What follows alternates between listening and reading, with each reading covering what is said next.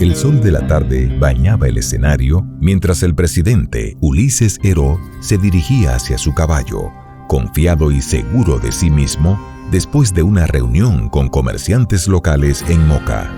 Viajaba solo, sin escolta ni sombra, creyéndose protegido por la divina providencia.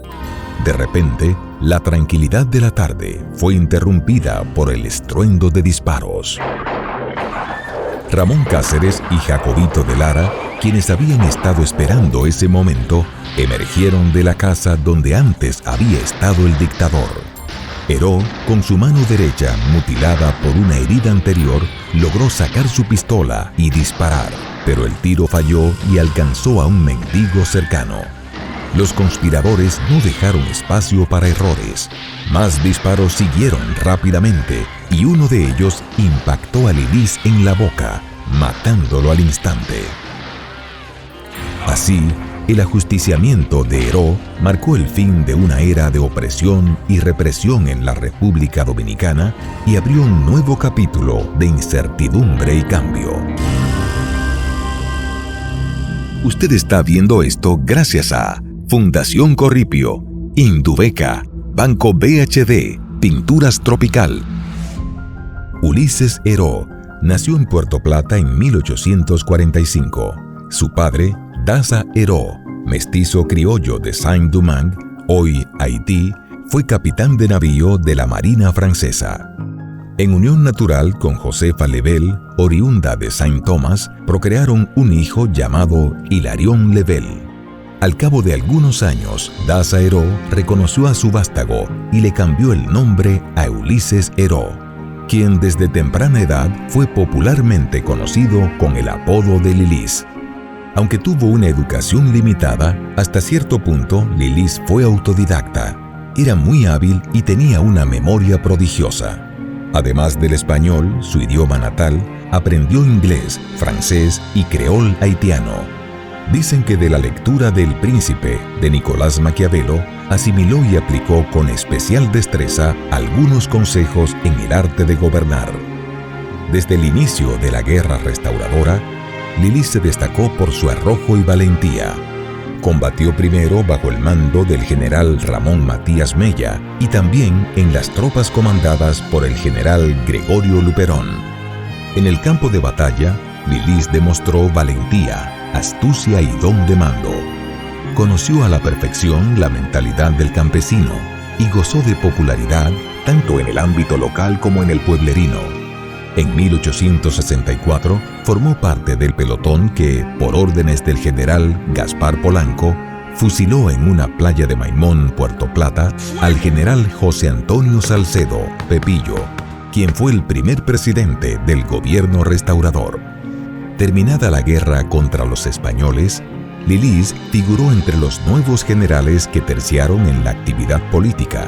Perteneció al Partido Azul de orientación liberal, cuyo líder más emblemático fue Gregorio Luperón.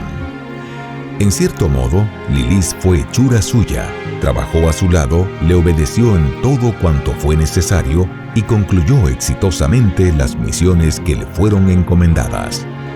Durante la Guerra de los 6 Años, 1868-1874, Lilis combatió al lado de Luperón al gobierno de Buenaventura Báez cuando éste quiso anexionar República Dominicana a los Estados Unidos.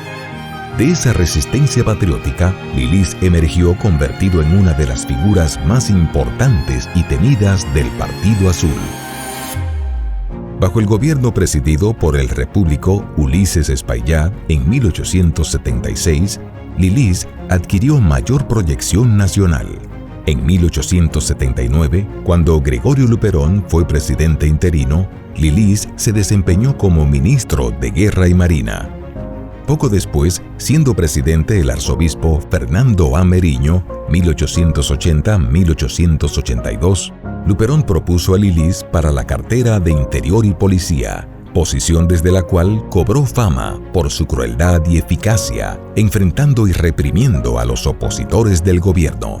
El presidente Meriño, con el fin de poner fin a las constantes revueltas armadas, promulgó el Decreto de San Fernando, que condenaba a muerte sin consecuencias legales a todo aquel que se rebelara contra el gobierno. Lilies cumplió cabalmente esta disposición presidencial tan funesta para la nación, al tiempo que aprovechó la inmunidad judicial que le daba el decreto para eliminar físicamente a muchos de los que podían ser obstáculo para sus planes futuros. Hacia 1882, Ulises Heró comprendió que había llegado el momento oportuno para acceder de manera definitiva a la cima del poder político en el país. En ese año, por recomendación de Luperón, ocupó por primera vez la presidencia para el bienio 1882-1884. Fue el 20º presidente de la República Dominicana. En esa época, según la Constitución, el período presidencial era de 2 años, pero más adelante, Lilies ejerció su influencia para imponer un candidato que le fuera leal. Y fue así como en las siguientes elecciones resultó electo el escritor Francisco Gregorio Villini para el período 1884-1886. Sin embargo, Villini no pudo resistir las presiones y travesuras de su protector, y pocos meses después renunció a la presidencia, siendo sucedido por el vicepresidente Alejandro Woz y Gil. En las elecciones de 1886, Lilies se presentó como candidato, al tiempo que organizó un fraude descomunal en perjuicio de sus rivales políticos. Sin mayores obstáculos, Lilies nueva vez resultó electo presidente para el período 1887-1889. El escándalo político generado por la falsa electoral dio lugar a una célebre insurrección armada conocida como la Revolución de Moya, que pronto fue sofocada por las fuerzas leales al nuevo presidente. En 1887 la Constitución fue reformada con el objeto de extender a 4 años el período presidencial, lo cual no impidió que Lilies estableciera un régimen dictatorial sin precedentes que se prolongó por 12 años. Prácticamente sin oposición, el dictador gobernó consecutivamente durante los períodos 1887-1889, 1889-1893, 1893-1897, 1897-1901, solo que en esta última etapa no pudo concluir su mandato debido a que el 26 de julio de 1899 su gobierno cesó abruptamente debido a un atentado que le costó la vida. Cuando se inició la dictadura de Lilies en 1887, la sociedad dominicana en términos demográficos no superaba los 300.000 habitantes. La base de la economía era fundamentalmente agraria. En el Cibao se producía y exportaba café, cacao y tabaco, mientras que en el sur y en el este predominaban las plantaciones de azúcar entonces en pleno auge, la ganadería y el corte de madera preciosa. Ya convertido en amo y señor de la República, y cuando el líder liberal Gregorio Luperón no le era más útil, Lilies lo echó a un lado y prácticamente lo forzó a vivir fuera del país. El régimen dictatorial se caracterizó por la constante represión política, persecuciones contra todos los disidentes activos, encarcelamientos discriminados, fusilamientos públicos o encubiertos de opositores, con el fin de amedrentar a la población. Asimismo, Lilies estableció un eficaz sistema de espionaje como nunca antes había existido lo mismo en el país que en la región. Desde el oficialismo, el culto a su personalidad llegó al extremo de que, en 1887, el Congreso Nacional le confirió el título de Pacificador de la Patria. Durante la llamada Era de Lilies, la constante crisis económica y el endeudamiento externo fueron los problemas más acuciantes que enfrentó el dictador, pues la única manera que tenía para mantener su clientela política era recurriendo a préstamos en el comercio local o buscando recursos a través de empréstitos extranjeros. En 1888, su gobierno concertó un empréstito con una empresa holandesa llamada Westendorp, a la cual le cedió, a cambio de 770.000 libras esterlinas, el control de los ingresos aduaneros. Una parte de ese préstamo fue para saldar la deuda anterior con Hartmut, suscrita en 1869 por Buenaventura Báez, otra parte para cubrir intereses y comisiones, y el resto para los bolsillos del dictador y su clientela. Sin embargo, en 1892, la casa Westendorf se declaró en bancarrota y traspasó su compromiso financiero a un grupo de inversionistas norteamericanos que crearon una empresa conocida como San Domingo Improvement Company.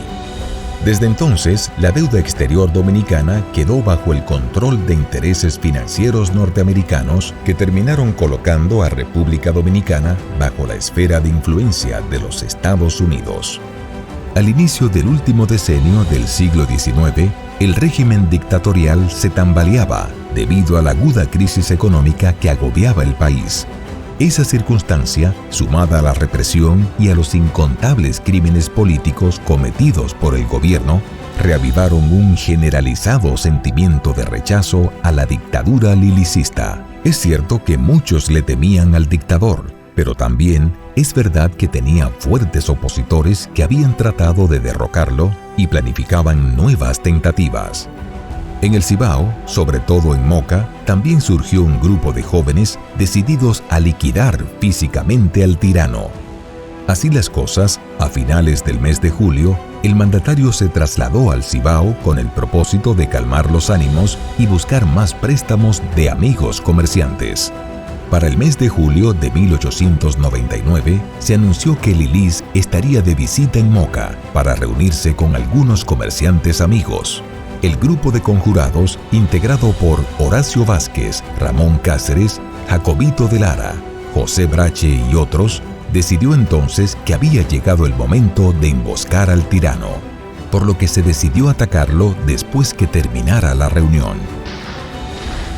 El miércoles 26 de julio de 1899, alrededor de las 3 de la tarde, Ramón Cáceres y Jacobito de Lara lo enfrentaron a tiros y en cuestión de minutos le dieron muerte. De esa manera cayó ajusticiado Ulises Heró, quien, según el historiador Adriano Miguel Tejada, fue el más típico de los dictadores que han asolado nuestras tierras. La muerte de Lilis fue el segundo magnicidio ocurrido en República Dominicana durante el siglo XIX. Así terminó la era de Lilis, marcando un punto de inflexión en la historia dominicana y que al despuntar el siglo XX, marcó el comienzo de una era promisoria para el pueblo dominicano en términos de libertad y progreso. Un viaje a la historia llega a ustedes gracias a Fundación Corripio, Indubeca, Banco BHD, Pinturas Tropical,